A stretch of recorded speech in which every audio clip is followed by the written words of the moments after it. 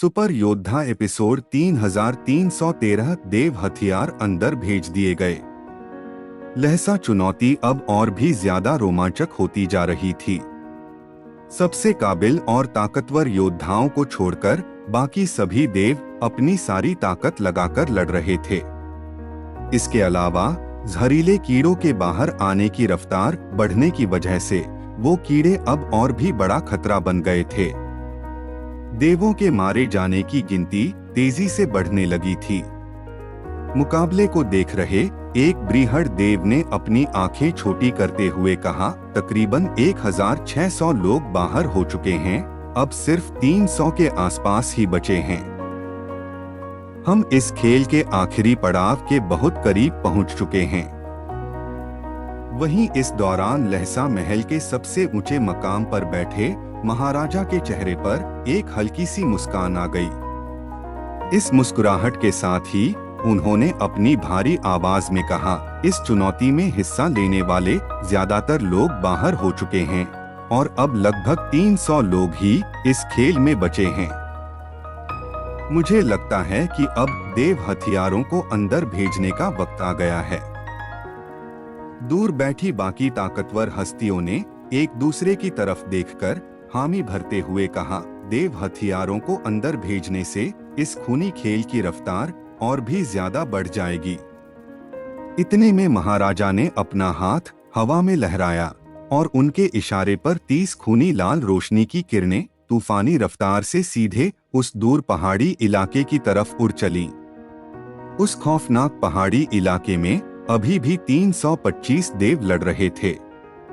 तभी अचानक उन सभी ने एक साथ आसमान की तरफ देखा, जहां से 30 खून जैसी लाल रंग की चमकदार किरणें इलाके के अलग अलग हिस्सों में जमीन पर गिर रही थीं। इन लाल किरणों को देखते ही एक योद्धा ने खुशी से चिल्लाते हुए कहा, खूनी सहार देव हथियार जमीन पर आ रहे हैं।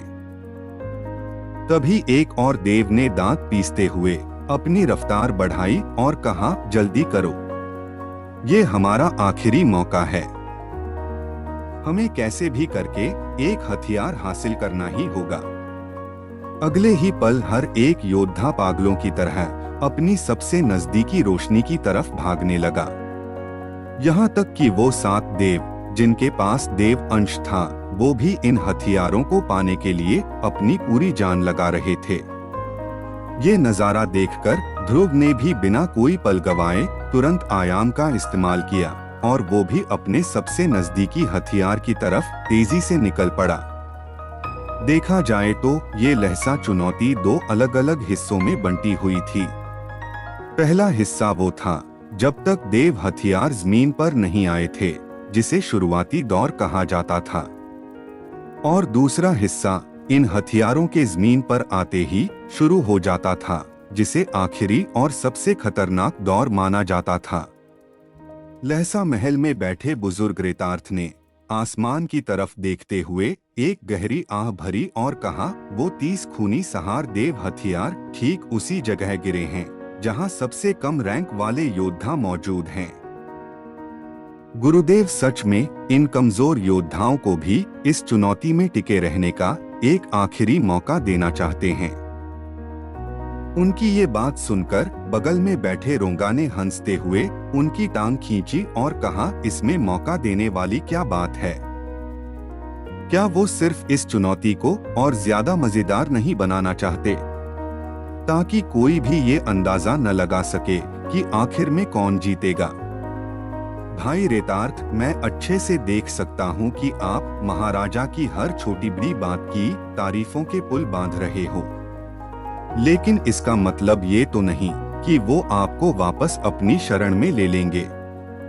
उसके मुंह से ये ताना सुनकर बुजुर्ग रेतार्थ का चेहरा गंभीर हो गया और उन्होंने भारी आवाज में जवाब दिया, जाहिर सी बात है कि मैं गुरुदेव के शिष्य के रूप में अपनी जगह वापस पाना चाहता हूँ, लेकिन मैं जानता हूँ कि मैंने बहुत बड़ी गलती की है।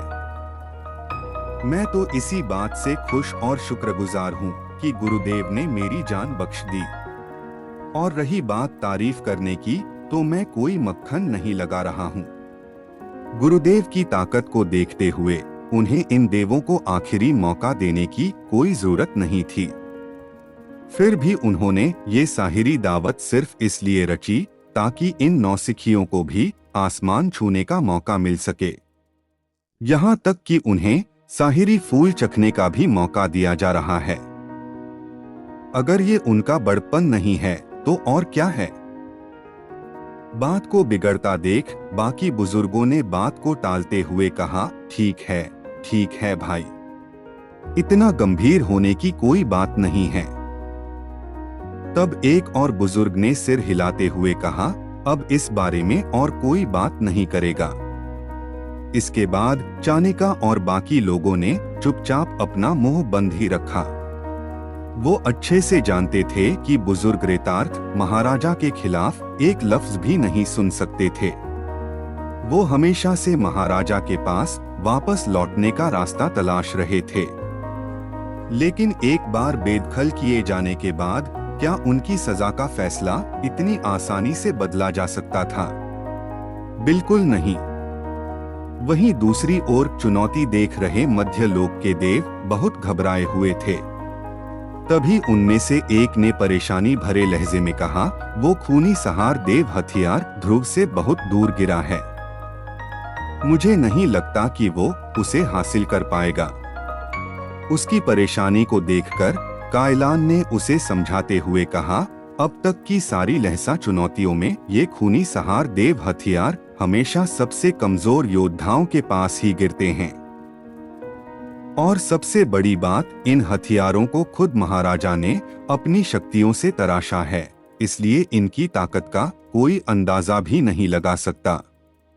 इस चुनौती में हिस्सा लेने वाला कोई भी योद्धा, चाहे उसके पास देव अंश ही क्यों न हो, अगर इस हथियार की एक खरोंच भी उसे लग गई तो उसके रूप की मौत पक्की है।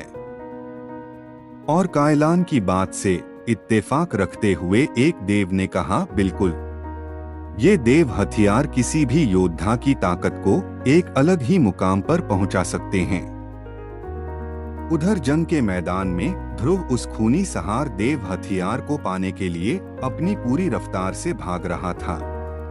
उसने जल्दी पहुंचने की बहुत कोशिश की, लेकिन वो हथियार उससे काफी दूर था। ध्रुव से भी नजदीक 15 और लोग थे जो पागलों की तरह उस हथियार की तरफ दौड़े चले आ रहे थे।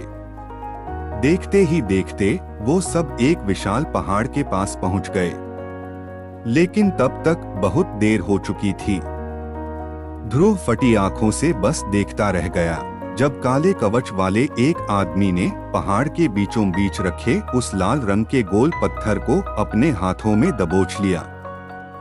जैसे ही उस आदमी ने पत्थर को पकड़ा, वो पत्थर तेजी से अपना रूप बदलने लगा।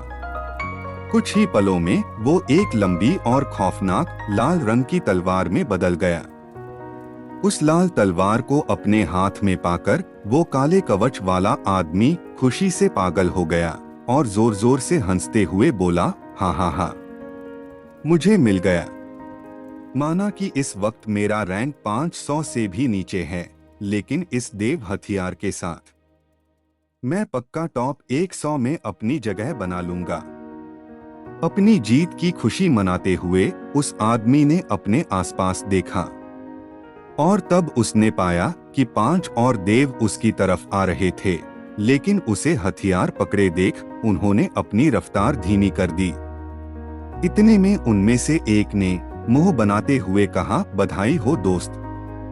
इतना कहकर वो और बाकी सभी लोग वहां से मुड़े और वापस जाने लगे। असल में वो पांचों उसी काले कवच वाले आदमी की टुकड़ी के योद्धा थे। सभी ने कस्में खा रखी थीं कि वो अपनी टुकड़ी के किसी भी योद्धा को नुकसान नहीं पहुंचाएंगे। जाहिर सी बात थी, बिना कसम खाए वो एक दूसरे पर भरोसा कैसे कर सकते थे। अब जब उनके साथी ने वो हथियार हासिल कर ही लिया था तो उनका वहां से जाना ही सही था। लेकिन कहानी अभी खत्म नहीं हुई थी। जहां एक तरफ वो पांचों वहां से जा रहे थे, वहीं दूसरी तरफ बाकी के देव उस हथियार को छीनने के लिए खून के प्यासे हो चुके थे। ऐसे ही एक देव ने खूंखार आवाज में चिल्लाकर कहा, मार डालो इसके इस रूप को।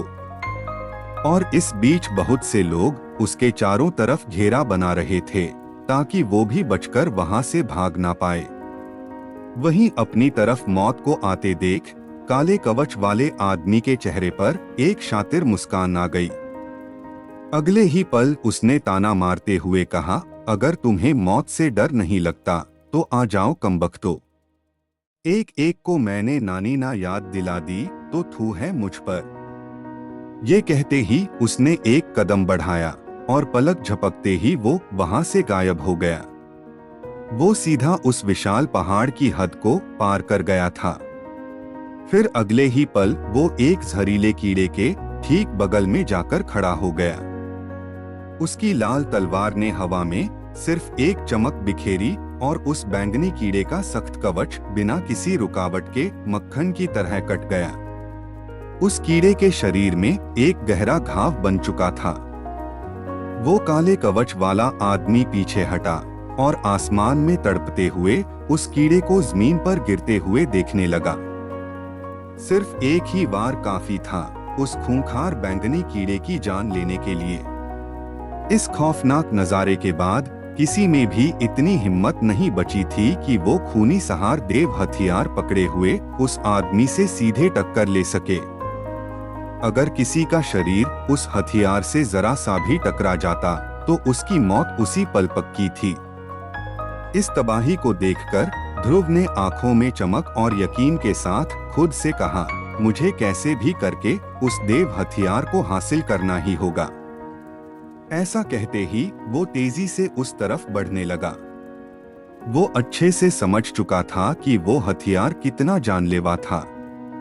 एक वार और जहरीले कीड़े का काम तमाम। अगर कोई इस रफ्तार से कीड़े मारता रहा तो वो आसानी से टॉप 100 में आ सकता था। ध्रुव को पता था कि अभी भले ही उसका रैंक 16 था, लेकिन अगर वो बेवक्त बाहर हो गया तो बाकी लोग अपने रैंक बढ़ाते जाते और उसे आसानी से पछाड़ देते। तभी काले कवच वाले आदमी का पीछा करने वालों ने एक साथ हमला बोल दिया। उनमें से एक ने चिल्लाकर कहा, घेर लो इसे, हमला करो दोस्तों। आसमान में अचानक हरे रंग की जंजीरों का एक जोड़ा उड़ता हुआ आया और उसके पीछे पीछे ऐसी हजारों जंजीरें और आ गईं। उन जंजीरों ने तेजी से भागते हुए उस काले कवच वाले आदमी को चारों तरफ से जकड़ लिया, जिसे देखकर उसके चेहरे का रंग ही उड़ गया। इतने में एक भारी और गुरूर भरी आवाज आसमान में गूंजने लगी, मुझे अफसोस है लेकिन तेरे बचने की काबिलियत बहुत कमजोर है निकम्मे। तू इस खूनी सहार देव हथियार को पकड़ने के लायक ही नहीं है। उसी वक्त बहुत सारे काले चक्र हवा में घूमते हुए आए और उन्होंने उस काले कवच वाले आदमी पर एक साथ जानलेवा हमला कर दिया। तब एक और योद्धा ने खूंखार आवाज में चिल्लाया, मर जा। और एक जामुनी रंग की तेज रोशनी अपने रास्ते में आने वाली हर चीज को चीरते हुए सीधे उस आदमी के सीने की तरफ बढ़ गई। खूनी सहार देव हथियार वाकई बहुत खतरनाक थे, लेकिन उनका इस्तेमाल करने के लिए उन्हें दुश्मन के शरीर से टकराना जरूरी था। इस वक्त बाकी देव या तो दूर से अपने खतरनाक जादुई पैंतरे आजमा रहे थे या फिर दूर से ही अपने हथियारों से वार कर रहे थे। किसी में भी इतनी हिम्मत नहीं थी कि वो उस काले कवच वाले आदमी के नजदीक जा सके। और तो और उस आदमी के पीछे पड़े सारे योद्धा बिना किसी तैयारी के अचानक से एक टुकड़ी बनकर उस पर कहर ढा रहे थे। मौत को अपने इतने करीब देखकर वो काले कवच वाला आदमी गुस्से से गरजते हुए बोला, तुम बेवकूफ, मुझे मारकर इस चुनौती से बाहर करना चाहते हो? तुम्हारी इतनी औकात नहीं है। उसने अपने शरीर की खुफिया कलाओं का बेहिसाब इस्तेमाल करना शुरू कर दिया। देखते ही देखते उस लाल तलवार की लंबाई 5000 किलोमीटर से भी ज्यादा बड़ी हो गई। इतनी विशाल तलवार को उसने पागलों की तरह चारों तरफ घुमाना शुरू कर दिया। उसकी तलवार चलाने की तकनीक सच में रोंगटे खड़े कर देने वाली थी। उस वक्त उस लाल तलवार की अनगिनत चमकदार लहरें इतनी बेरहमी से आसपास फैल रही थीं कि बाकी देवों के पास दूर भागने और खुद को बचाने के अलावा कोई रास्ता नहीं बचा था। चुनौती में अब तक जिंदा रहने का मतलब साफ था कि उस काले कवच वाले आदमी की ताकत बाकी लोगों से कुछ कम नहीं थी। उसके पास एक बृहद देव की खुफिया कला भी थी, इसलिए वो ऐरे गैरे हमलों से तो बिल्कुल मरने वाला नहीं था। वहीं दूसरी ओर अगर बाकी देव उसकी तलवार के जरा से भी संपर्क में आते तो उनका नामो निशान मिटना पक्का था। पीछा करने वाले योद्धा अपनी पूरी जान लगाकर उसके हमलों से बच रहे थे, जबकि वो आदमी वहां से भागने की पूरी कोशिश कर रहा था। वो लगातार सोच रहा था कि इन चिपके हुए देवों से अपना पीछा कैसे छुड़ाए। तभी अचानक उस काले कवच वाले आदमी की नजर एक परछाई पर पड़ी जो उसी की तरफ आ रही थी। उस परछाई ने जैसे ही उस विशाल पहाड़ी इलाके की हद पार की, वो आदमी तुरंत समझ गया कि वो योद्धा कौन था। तब उसने घबराहट भरी आवाज में खुद से कहा, अरे नहीं, ये तो बहुत बुरा हुआ। ये तो दरियात हिस्से का ध्रुव शौर्य है। उन 5 देवों के वापस चले जाने के बाद ध्रुव को मिलाकर कुल 12 देव ही उस काले कवच वाले आदमी का पीछा कर रहे थे। और तो और फासला इतना ज्यादा था कि ध्रुव और बाकी लोग अभी तक उस तक पहुंच ही नहीं पाए थे। इसलिए अब तक सिर्फ 7 लोगों ने ही उस पर हमला किया था। वो 7 देव दूर खड़े होकर डर के मारे एक साथ हमला कर रहे थे। नजदीक जाने की हिम्मत तो किसी में थी नहीं।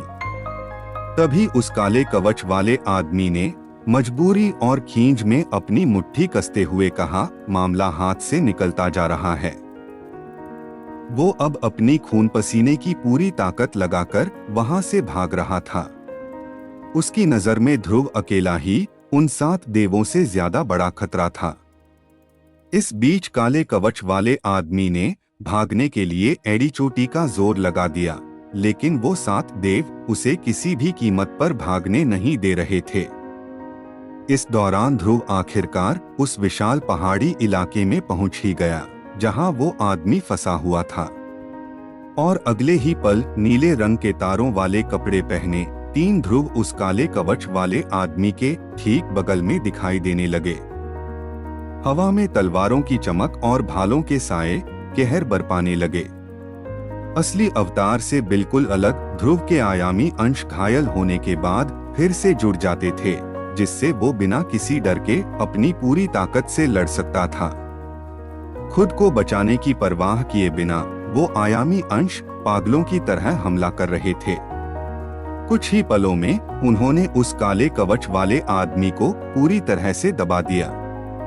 और देखते ही देखते एक पैना भाला उस आदमी के पेट को चीरता हुआ आर पार निकल गया। अगर विभोर को छोड़ दिया जाए तो ध्रुव बिना किसी शक के दरियात हिस्से का सबसे ताकतवर और खूंखार योद्धा था। इतना ही नहीं बल्कि ध्रुव के आयामी अंशों पर वो लाल हथियार बेसर साबित हो रहा था। और इस आमने सामने की टक्कर में उस काले कवच वाले आदमी का हारना तो पहले से ही तय था। कैसे काले कवच वाले आदमी से ये देव हथियार हासिल कर पाएगा ध्रुव? और कहीं उसे रोकने के लिए बहुत से योद्धा एक साथ तो नहीं आ जाएंगे। 1314 ध्रुव शौर्य से बचकर रहना। लोगों ने जब देखा कि ध्रुव एक देव हथियार हासिल करने के बेहद नजदीक आ गया तो ये भयानक नजारा देखकर बाकी 7 योद्धा बुरी तरह घबरा गए। तभी उनमें से एक ने हड़बड़ाते हुए कहा, हम ध्रुव शौर्य को वो देव हथियार किसी कीमत पर नहीं लेने दे सकते।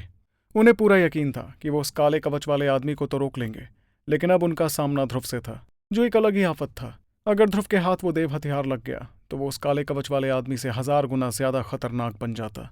उसी वक्त पीछे से 4 और देव तेजी से उन्हीं की तरफ आ रहे थे। उन चारों ने एक साथ अपनी शक्तियां जोड़ते हुए एक दूसरे से कहा, हमें मिलकर काम करना होगा। उनके चेहरों पर खौफ साफ दिख रहा था। वो अच्छे से जानते थे कि अगर एक बार वो हथियार ध्रुव के हाथों में चला गया तो उसे वापस पाना उनके लिए मौत को दावत देने जैसा होगा। 11 योद्धाओं की उस टुकड़ी में से एक ने चिल्लाते हुए कहा, ठीक है, हम सब मिलकर एक साथ हमला करेंगे। इस पर बाकियों ने भी हामी भरते हुए गरज कर कहा, हाँ, हमें किसी भी कीमत पर दरियांत हिस्से के ध्रुव शौर्य को रोकना ही होगा। वहां मौजूद सभी 11 योद्धाओं ने एक टुकड़ी बनाकर काम करने का फैसला किया। देवों की उस टुकड़ी में एक औरत भी थी जिसने लंबे हरे रंग के कपड़े पहने हुए थे। उसकी बेरहम हरे रंग की चमकती नजरें सीधे ध्रुव पर गड़ी हुई थीं। एक पल बाद उसने कांपते हुए होठों के साथ अपनी पूरी ताकत से चिल्लाते हुए कहा, मेरी बात सुनो सब लोग, ध्रुव शौर्य का असली शरीर वहां छिपा है। उसके मुंह से निकली वो खतरनाक आवाज सीधे जाकर एक खास जगह पर टकराई, और यही वो जगह थी जहां ध्रुव का असली शरीर आयाम में छुपा हुआ था। तभी एक रूह कपा देने वाली दर्दनाक आवाज ध्रुव के कानों से होते हुए सीधे उसके दिमाग में गूंजने लगी। ये महसूस करते ही ध्रुव ने घबराते हुए खुद से कहा, क्या आवाज कमला? इस मुकाबले में हिस्सा लेने वाले योद्धा सच में बहुत ही चालाक और खतरनाक है। इतनी जल्दी इन्होंने मेरे असली रूप को ढूंढ भी निकाला। ये वाकई हैरान कर देने वाली बात है। भले ही उस आवाज के हमले में बहुत ताकत थी, लेकिन ध्रुव के संजीवनी शरीर का बचाव उससे भी कहीं ज्यादा मजबूत था। उसके शरीर ने उस खौफनाक हमले को पूरी तरह से रोक लिया। यहां तक कि वो आवाज ध्रुव के तीनों आयामी अंशों के हमलों में रत्ती भर भी रुकावट नहीं डाल पाई। ध्रुव के तीनों आयामी अंश बिना अपने बचाव की फिक्र किए लगातार हमले करते जा रहे थे। काले कवच पहने एक आदमी पर हमला होने के बाद उस आदमी की आंखें गुस्से और लाचारी से भर उठीं। लेकिन ये वार उसकी जान लेने के लिए काफी नहीं था। अगर ध्रुव सच में उसे मारना चाहता तो उसे ऐसे ही कम से कम 20 बार और उस आदमी पर तलवार से वार करना पड़ता। लेकिन इस एक हमले ने ही उस काले कवच वाले आदमी को अच्छी तरह समझा दिया था कि अब वो उस खूनी देव हथियार को और ज्यादा देर तक अपने पास नहीं रख पाता। अगर उसने अब भी जिद की तो इसका सिर्फ एक ही नतीजा होने वाला था, और वो था उस आदमी का इस चुनौती से बाहर हो जाना। यही सोचते हुए उस आदमी ने आग बबूला होकर ध्रुव पर चिल्लाते हुए कहा, ध्रुव शौर्य, भले ही मैं इस हथियार को अपने पास ना रख पाऊं, लेकिन तू भी इसे हासिल करने के सपने देखना छोड़ दे। ये कहते हुए उसने तुरंत उस खून से लाल हथियार को उन योद्धाओं की टुकड़ी की तरफ दूर फेंक दिया जो वहां से काफी दूर थे। तब ध्रुव की आंखें हैरानी में बड़ी हो गईं। फिर उसने चेहरे पर एक शातिर मुस्कान लाते हुए कहा, वाकई तुम्हारी ये कोशिश तारीफ के काबिल है। इसके बाद ध्रुव के तीनों आयामी अंशों ने उस काले कवच वाले आदमी की तरफ आखिरी बार देखा, और फिर वो वहां से अचानक गायब हो गए। कुछ ही पलों में वो तीनों अंश कई हजार किलोमीटर दूर वहां जा पहुंचे जहां वो बाकी देव पहले ही उस देव हथियार के लिए आपस में लड़ना शुरू कर चुके थे। हवा में लटके हुए उस काले कवच वाले आदमी ने गहरी सांस लेकर कहा, तारीफ के काबिल, धत तेरी की, इतना अच्छा खजाना मेरे हाथ से निकल गया। भले ही सबने उस पर हमला करना बंद कर दिया था, लेकिन फिर भी वो अपनी हार से काफी ज्यादा मायूस था। इस मायूसी के साथ ही उसने आ भरते हुए खुद से कहा, कितनी अजीब बात है कि मुझे दरियांत हिस्से के उस ध्रुव से भिड़ना पड़ा। उसके आयामी अंश उसके असली शरीर से बिल्कुल अलग काम करते हैं, इसलिए उन्हें उस खूनी देव हथियार से डरने की कोई जरूरत ही नहीं है। पलक झपकते ही वो आदमी पीछे हटते हुए उस पहाड़ी इलाके की सरहद पर पहुंच गया जहां से वो दूर खड़े होकर ये सारी लड़ाई देख सकता था। वो बस एक सही मौके की तलाश में था, जैसे ध्रुव की मौत, ताकि वो दोबारा उस देव हथियार के लिए लड़ सके। वहीं दूसरी ओर ध्रुव को अपने दुश्मनों से कोई खास नाराजगी नहीं थी। आखिर हर कोई टॉप 100 में अपनी जगह पक्की करने के लिए जी जान लगा रहा था। टॉप 100 में आने का मतलब था किसी ताकतवर हस्ती का खास शिष्य बन जाना, और इसके साथ ही उन्हें साहिरी फूल हासिल करने का हक भी मिल जाता, क्योंकि उस काले कवच वाले आदमी ने खुद हथियार छोड़ दिया था। इसलिए ध्रुव ने भी उसे बिना मारे छोड़ देना ही सही समझा। तभी लड़ाई के बीच में एक योद्धा ने चिल्लाते हुए कहा, ध्रुव शौर्य से बचकर रहना। इतने में दूसरे ने भी दांत पीसते हुए कहा, हम किसी भी हालत में उसे यह हथियार लेने नहीं दे सकते। वो सभी योद्धा और कुछ दूरी पर खड़े बाकी सभी लोग भी उस खूनी देव हथियार को छीनने की पूरी कोशिश कर रहे थे, और साथ ही ध्रुव पर भी पैनी नजर गड़ाए हुए थे। कुछ पलों की नाकाम कोशिश के बाद ध्रुव ने अपनी भड़ास निकालते हुए कहा, बहुत हुआ यार, मुझे कम से कम एक बार अच्छे से कोशिश तो करनी चाहिए। मगर कुछ ही दूरी पर लड़ रही उस टुकड़ी में एक तलवारबाज ऐसा भी था जो बड़ी आसानी से अपनी एक ही तलवार से ध्रुव के 2 आयामी अंशों के हमलों को एक साथ रोक सकता था। उसी वक्त बाकी योद्धा भी ध्रुव का रास्ता रोक रहे थे, जिस वजह से ध्रुव के कामयाब होने की उम्मीद लगभग टूट चुकी थी। ये सब देखकर दूर खड़ी हरे कपड़ों वाली उस औरत ने शातिर अंदाज में खुद से कहा, बाकी लोग भले ही इस ध्रुव शौर्य से खौफ खाते हैं, पर मैं नहीं। एक बार वो खूनी देव हथियार मेरे हाथ लग जाए, फिर मैं सीधे इसके असली रूप पर ऐसा वार करूंगी कि वो इस चुनौती से ही पूरी तरह से बाहर हो जाएगा। वो औरत दूर खड़ी होकर बिना ज्यादा पास गए उस हथियार को हथियाने की फिराक में थी, लेकिन तभी अचानक बिना किसी भनक के नीले सितारों वाले कपड़े पहने 3 ध्रुव शौर्य एक साथ उसके ठीक सामने आकर खड़े हो गए। उन्हें एकदम से अपने सामने देखकर वो औरत बुरी तरह घबरा गई और उसने फटी आंखों से कहा, एक मिनट, तुम यहाँ कैसे आ गए? उन तीनों ध्रुव ने चेहरे पर शैतानी मुस्कान लाते हुए कहा, क्योंकि तुम मेरे असली रूप का पता लगा सकती हो, इसलिए मुझे सबसे पहले तुम्हें इस मुकाबले से बाहर भेजना होगा। तब तक इन लोगों को उस हथियार के लिए लड़ने देते हैं। ये कहते उन तीनों ने पागलों की तरह अपने भाले घुमाते हुए उस औरत पर ताबड़तोड़ हमले करने शुरू कर दिए। तब उस औरत ने हड़बड़ाते हुए उन हमलों को रोकने की बहुत कोशिश की, लेकिन 3 आयामी अंशों के सामने टिकना उसके बस की बात नहीं थी। वो अपनी जान की परवाह किए बिना सिर्फ जानलेवा वार कर रहे थे। हालात बेकाबू होते देख उस औरत ने तुरंत अपनी शक्तियों से बाकी लोगों को संदेश भेजते हुए घबराई हुई आवाज में कहा, अरे बेवकूफों, आपस में लड़ना बंद करो और जल्द से जल्द यहाँ आओ। तुम्हें कैसे भी करके इस ध्रुव से मुझे बचाना होगा। अगर मैं बाहर गई तो तुम में से कोई भी इसके असली रूप का पता नहीं लगा पाएगा। उसके बाद ही आराम से अपने असली रूप को छिपा लेगा और इसके आयामी अंश तुम सबको आसानी से खत्म कर देंगे। लेकिन उसकी ये पुकार सुनकर भी सिवाय 1-2 योद्धाओं के जिन्होंने दूर से ही जादू का इस्तेमाल कर मदद करने की कोशिश की, किसी ने भी उस औरत की मदद करने के लिए एक कदम भी आगे नहीं बढ़ाया। ये देखकर तीनों ध्रुवों ने उस औरत के कंधे पर एक जोरदार वार करते हुए कहा, तुम्हारे चिल्लाने का कोई फायदा नहीं है। उनमें से एक को तो वो खूनी देव हथियार मिल चुका है और बाकी सब उसे छीनने में लगे हैं। अगर उन्होंने अपना ध्यान यहाँ भटकाया तो वो हथियार हासिल करने का मौका हमेशा के लिए खो देंगे। भले ही मैं उनके लिए बहुत बड़ा खतरा हूँ, लेकिन इस वक्त उनके लिए उस योद्धा को मारना ज्यादा जरूरी है जिसके पास वो देव हथियार है। कंधे से फव्वारे की तरह खून निकलते देख उस हरे कपड़ों वाली औरत ने दर्द में दांत पीसते हुए कहा, लानत है इन सब गधों पर। उसे अच्छी तरह समझ आ गया था कि ध्रुव जो भी कह रहा था वो 16 आने सच था। उस देव हथियार का लालच इतना ज्यादा था कि हर कोई सिर्फ उसी इंसान के पीछे पड़ा था जिसके पास वो हथियार था। एक बार अगर कोई वो हथियार लेकर भाग जाता तो उसे वापस छीनना नामुमकिन के बराबर हो जाता। अपने सफर के खात्मे को करीब देखकर उस औरत ने डर से कांपते हुए चिल्लाकर कहा, मैं अपनी हार मानती हूँ, मैं हार गई। तुम वो देव हथियार ले सकते हो। लेकिन उसकी आवाज उसके गले में ही घुट कर रह गई। ध्रुव का भाला उस बुरी तरह से घायल औरत का सीना चीरता हुआ पार निकल गया। अगले पल उस औरत का वो रूप एक धमाके के साथ फटा और हवा में राख बनकर उड़ गया। इसी के साथ वो इस चुनौती से हमेशा के लिए बाहर हो चुकी थी। वहीं उसकी राख को देखते हुए ध्रुव ने बेरहमी से कहा, तुम्हारी बदकिस्मती है कि मुझे तुम्हारी बातों पर जरा भी भरोसा नहीं है। इसके तुरंत बाद ध्रुव के वो तीनों अंश एक साथ पीछे मुड़े और कुछ ही दूरी पर एक आदमी खून से लाल रंग की तलवार पकड़े हुए खड़ा था, जो अपनी पूरी ताकत से बाकी देवों के हमलों से खुद को बचाने की कोशिश कर रहा था। अगले पल उसे तेजी से अपनी तरफ आता हुआ कुछ महसूस हुआ और जब उसने ध्रुव को अपनी तरफ आता हुआ देखा तो उसने हड़बड़ाते हुए कहा, यह तो बहुत बुरा हुआ। सिर्फ वही नहीं बल्कि ध्रुव का यह खौफनाक रूप देखकर वहां मौजूद बाकी सभी लोग भी अंदर तक कांप गए थे। उनका असल इरादा तो ये था कि जब तक ध्रुव का असली रूप उलझा हुआ था तब तक वो लोग हथियार छीन कर वहां से रफू चक्कर हो जाते। इतने में ध्रुव के तीनों अंशों ने एक साथ जोर से हंसते हुए कहा, कितनी अफसोस की बात है कि तुम लोग मुझसे बहुत धीमे निकले। ये कहते ही वो तीनों हवा में गायब हो गए और जब वो दोबारा दिखाई दिए तो वो उस आदमी के ठीक बगल में खड़े थे जिसके हाथ में वो खून जैसी लाल तलवार थी।